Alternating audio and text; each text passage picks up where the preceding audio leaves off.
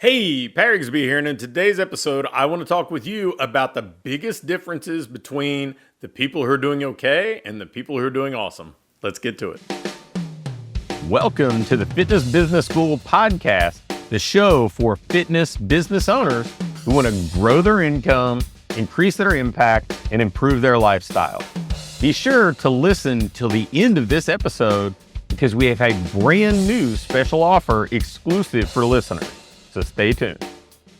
I've said it time and time again. I get to have like this really cool job where I get to aggregate information from so many people. I get to see what the people who maybe struggle a little bit are doing. I have conversations with people who ask me about programs, people who, I am in gyms and training facilities pretty much every week, multiple times a week, both with clients and then also just simply where we run our baseball stuff or where my son goes and trains. So I'm getting to just see so much information. I'm getting to learn and create volumes of files of just knowledge that I can transplant to other environments, that I can share best practices with our clients with. And there are just some interesting things that I've been able to observe over the last handful of years, because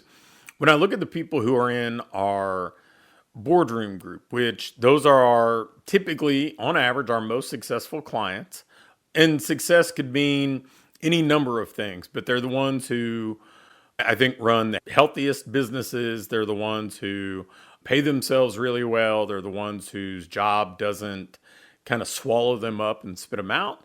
And then on the other side, I see people who are stuck or early stage or can't get out of their own way or don't know what to do next. And the differences in many cases are just kind of simple and fundamental.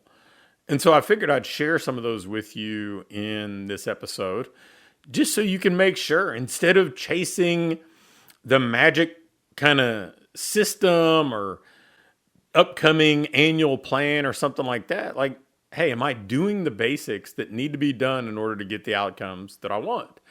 And I'll kind of preface that talk knowing that this is the same stuff you see with your training clients, right? Same exact stuff.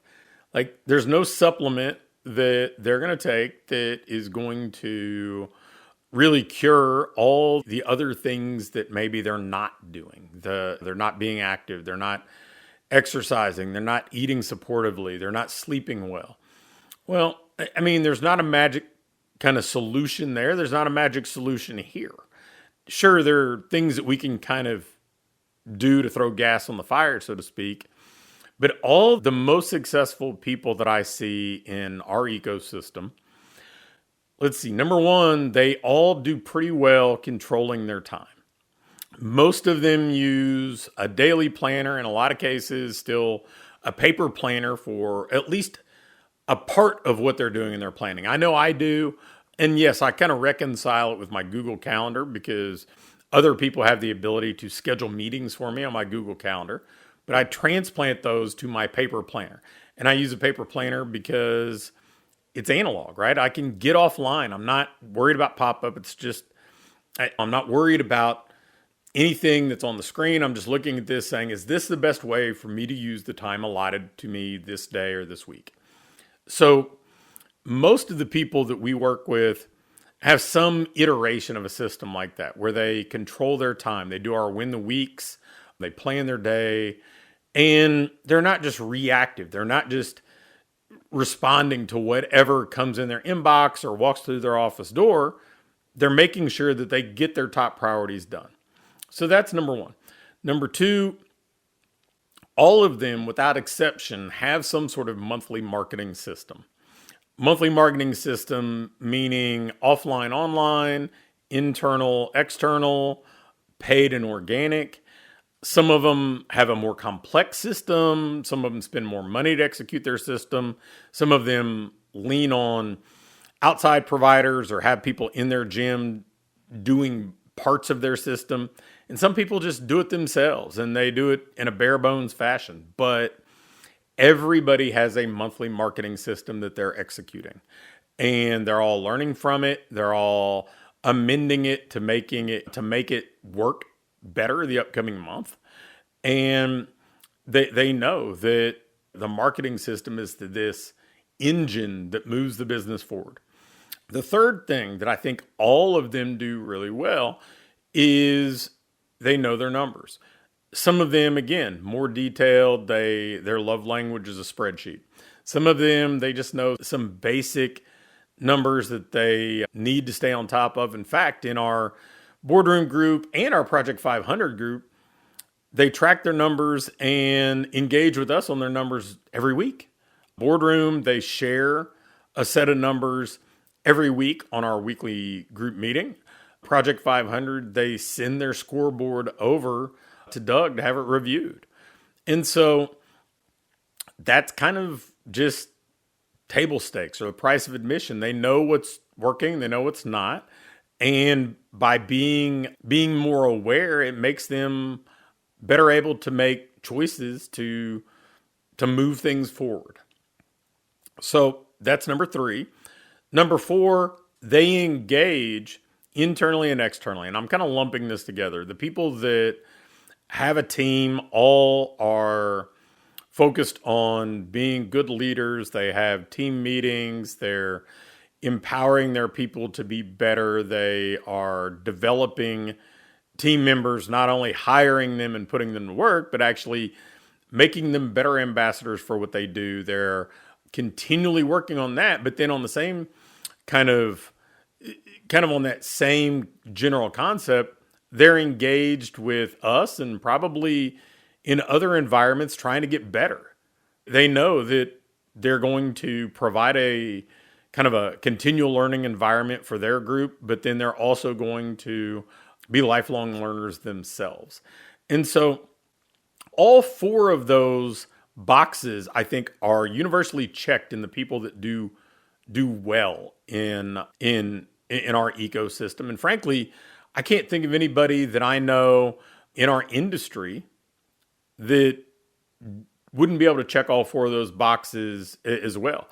Now, notice what I didn't say is they all run the same model, or they all serve the same target market, or they're all incredibly proficient in these skills or those skills, or they're all great public speakers, or they're all wonderful salespeople. Now, I mean, I think everybody's kind of got their own strengths, and they kind of retrofit their business to what those strengths are. But without exception, everybody that I've been around in this industry can check those 4 boxes if they've been successful for any meaningful period of time.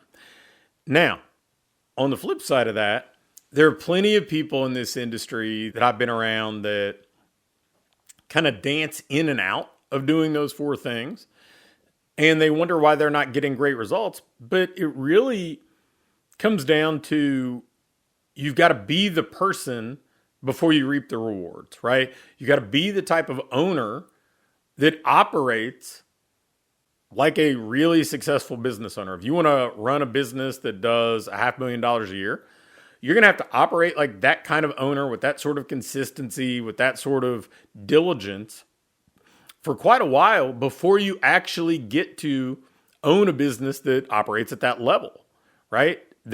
That's the order it comes in. Like, you don't get to $500,000 or $1 million a year and then say, oh, now I'm going to operate this way.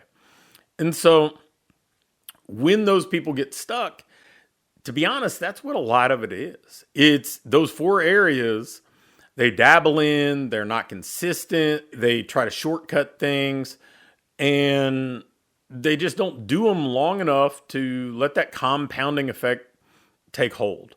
So if you want to build a better business in the upcoming year, if you want to grow your income, grow your revenue, start to build wealth, have the business that you want to own, control your time, install a monthly marketing system, know your numbers, and then really engage on both sides with your team and then with mentors that can help you become better at the things you want to become better with.